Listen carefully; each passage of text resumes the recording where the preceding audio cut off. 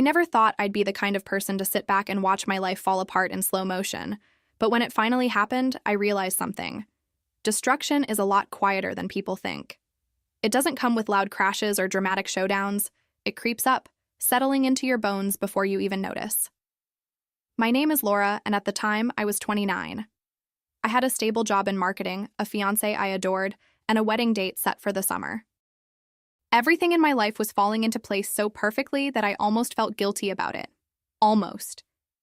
But if there's one thing I've learned, it's that perfect lives don't exist. Only illusions of them do.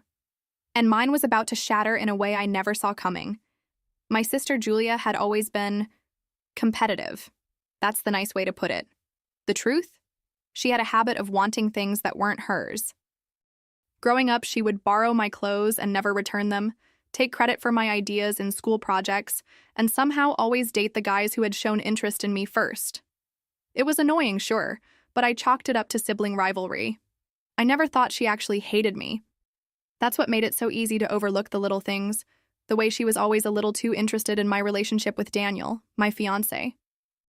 The way she laughed at his jokes in that lingering way, the kind that makes a man feel like he's the funniest person in the world.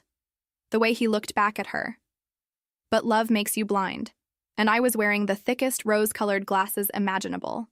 Looking back, the signs were all there. The way Julia always found a reason to touch Daniel's arm when she talked to him. The way she'd make sly little comments about how lucky I was to have him, as if she were measuring his worth for herself. But I ignored it. I was too busy planning my wedding, picking out floral arrangements, and choosing the perfect dress, blissfully unaware that the person I trusted most was sharpening a knife behind my back. The truth didn't hit me in a dramatic soap opera moment. It wasn't a crumpled love letter or a lipstick stain on his shirt. It was a text message, sent by mistake. It was late at night, and my phone buzzed while I was in bed. Half asleep, I reached for it, expecting a message from Daniel saying goodnight. Instead, I saw Julia's name on the screen, and a message that made my stomach drop. I can't wait to finally have you all to myself. She has no idea. For a few seconds, I just stared at it, my brain refusing to process what I was reading. Then, before I could even breathe, 3 little dots appeared. Typing. The message vanished. She must have realized her mistake and unsent it, but it was too late. I had seen it. And in that moment, something inside me cracked open. I didn't cry. I didn't scream. I just sat there, my heart pounding so hard I could hear it in my ears. I stared at my phone, waiting, hoping that maybe it was some kind of misunderstanding, that maybe she'd text back, saying something, anything that would make it make sense. But nothing came. Just silence. My hands felt ice cold, my breath shallow, my own sister, my fiancé, the 2 people I trusted the most. I should have felt devastated, but something else took its place. Something sharper, something that spread through my chest like wildfire. I wasn't going to let them destroy my life, not without consequences. I spent the next few days in a fog, pretending everything was normal. Julia still sent her usual texts about wedding plans, as if she hadn't just shattered my world. Daniel kissed me goodbye every morning, completely unaware that I knew. I played along, smiling in all the right places, letting them think I was still the fool they took me for. But inside, I was planning. Because if they wanted to betray me, if they wanted to humiliate me, I was going to make sure they paid for it. Not with screaming or accusations, but with something they'd never forget. I didn't confront them. Not yet. That would have been too easy. Instead, I started gathering information, carefully, quietly. I needed to know how far this had gone, how deep the betrayal ran. So I started checking Daniel's phone when he left it unattended, reading his messages while he showered, scrolling through his call logs when he went for a run. And what I found? It made my stomach churn. Late-night messages, secret meetups, plans for after the wedding, because apparently they had decided to wait until I was officially out of the way before making their relationship public. As if I were just some temporary inconvenience, some obstacle they needed to maneuver around. But the worst part? The money. Oh, the money. Daniel wasn't just cheating, he was using me. We had been saving up for our dream house, or at least that's what I thought. In reality, my so-called fiancé had been siphoning money from our joint account, little by little, moving it into one under his name. And guess who had access to that account? Julia, my dear sister. They were planning to take what was mine, my savings, my home, my future, and leave me with nothing. They must have thought I was stupid, that I wouldn't notice. But they underestimated me. And that was their biggest mistake. I played my part perfectly. I let Julia help me pick out wedding decorations, let Daniel hold my hand while we visited venues, let them both believe I was walking blindly toward my own destruction. Meanwhile, I was setting the stage for theirs. The first thing I did was visit a lawyer, quietly, discreetly. I wanted to know exactly how much damage I could do before pulling the trigger. The good news? Since most of the money in our joint account came from my salary, and I had receipts to prove it, I had grounds to reclaim every single penny. The better news? Daniel had unknowingly left a paper trail of his little side transactions. And the best news? I wasn't just going to take my money back. I was going to make sure they felt it. Step 1. I started slowly draining the account myself, transferring funds into a separate account under my name. Not enough to raise suspicion, just enough to make sure they wouldn't have a damn thing left when this was over. Step 2. I made sure Daniel believed I was all in on the wedding. I even suggested we up the budget, spend a little extra to make the day more special. He agreed immediately, of course. After all, he wasn't paying for it. I was. Step 3. I waited. I waited until the wedding day itself, until my sister was in her pristine white dress, until Daniel was standing at the altar, looking at me like I was the love of his life. And then I set the world on fire.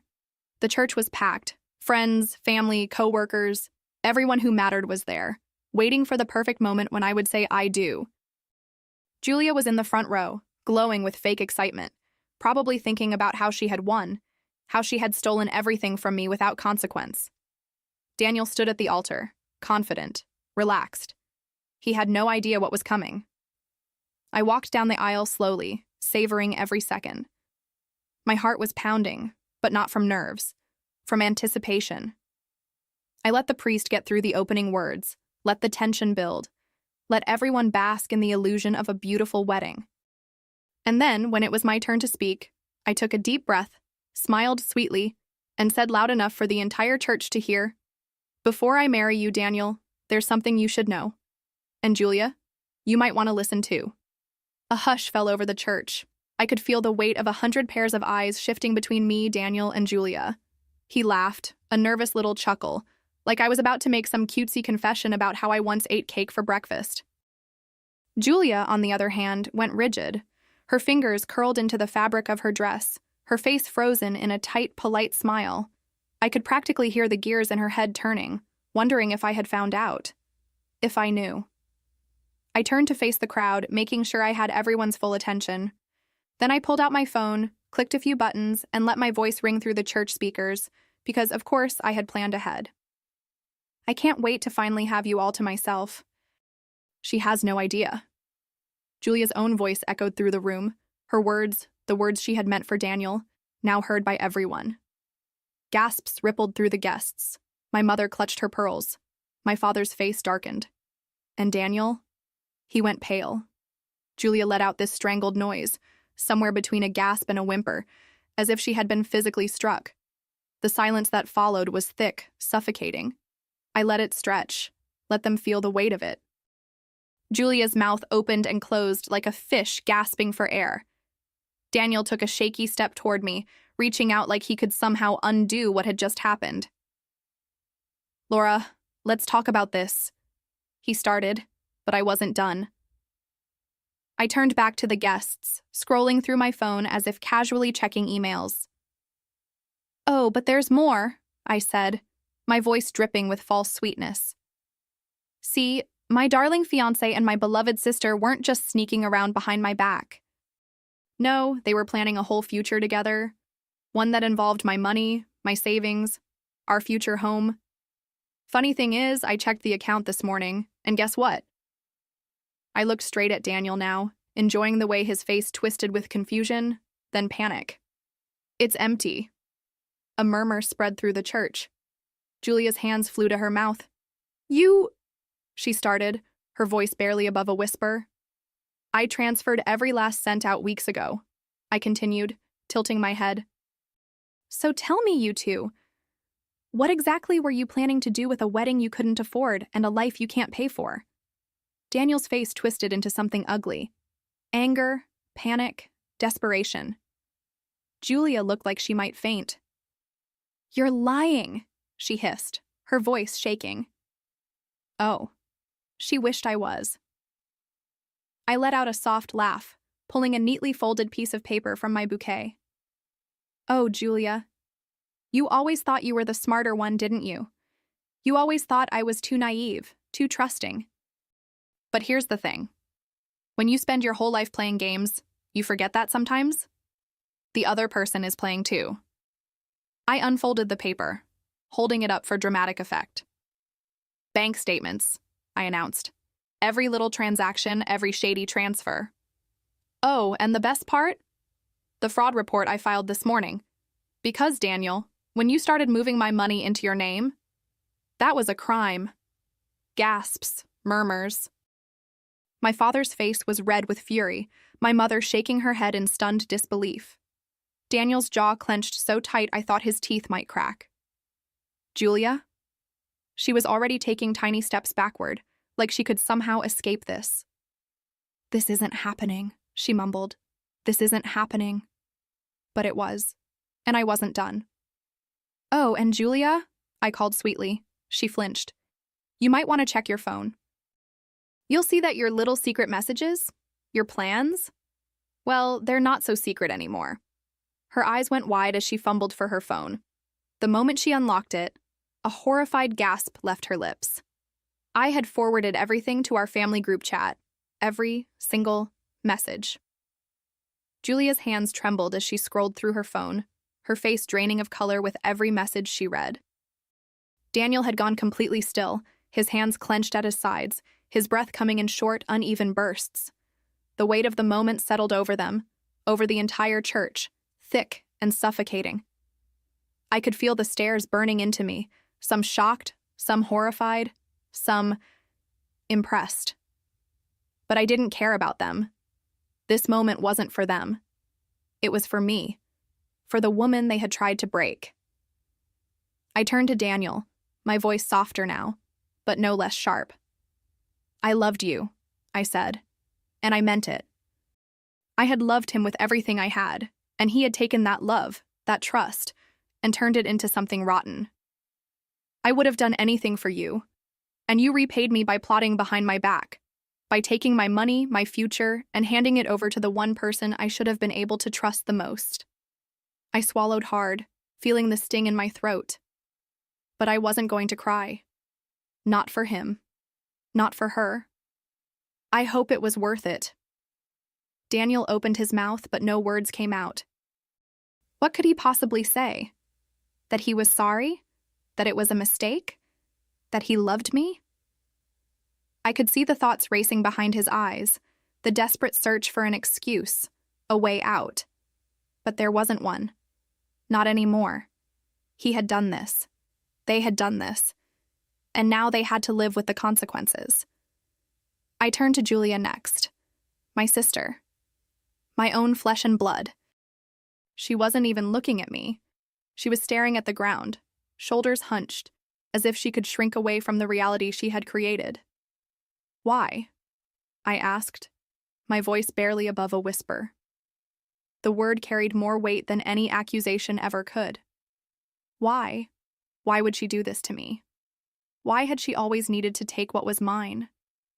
For the first time since this all started, I saw something flicker in her eyes, shame, regret, maybe even fear. But she didn't answer. And honestly, it didn't matter anymore. I took a slow, steady breath, letting the silence stretch between us. There was nothing left to say. No excuse, no apology would ever be enough. And maybe that was what hurt the most.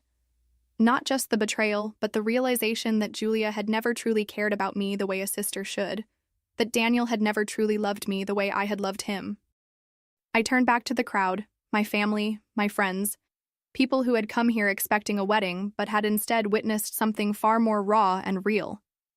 My voice was steady when I spoke. I'm not going to let this moment define me. I refuse to be the woman they thought they could manipulate, use, discard. So instead of a wedding, let's call this a celebration. A pause. Then, with a small, triumphant smile, I added, a celebration of dodging a massive bullet. Laughter. Actual laughter rippled through the crowd, not out of cruelty, but out of sheer shock and admiration. People started clapping, someone even cheered, and just like that, the power shifted. I wasn't the victim. I was the woman who had just exposed 2 snakes in front of everyone they cared about. I was the one who walked away with my dignity intact, my money secured, and my future mine to reclaim. As the laughter faded and the weight of everything settled, I felt something shift inside me. A quiet kind of grief, not for them, not for what we had, but for the version of myself that had once believed in them. The woman who had spent years loving a man who never truly loved her back. The sister who had held on to memories of childhood, thinking they meant something, that they mattered. I wasn't leaving that version of me at the altar today. I was burying her. I stepped down from where I stood, past Daniel's frozen, humiliated form, past Julia, who was still gripping her phone like it held the answer to undoing this nightmare. I walked toward my parents, my mother's eyes filled with tears. Not of sadness, but something softer, something like pride. My father, ever the quiet man, reached out and squeezed my hand. "Let's go home," he murmured, and for the first time in weeks, I let out a real breath. "Yeah," I whispered back. "Let's go home." As I stepped out of that church into the bright, open air, I realized something. I had lost a fiancé, and I had lost a sister. But I had gained something far more valuable. Myself.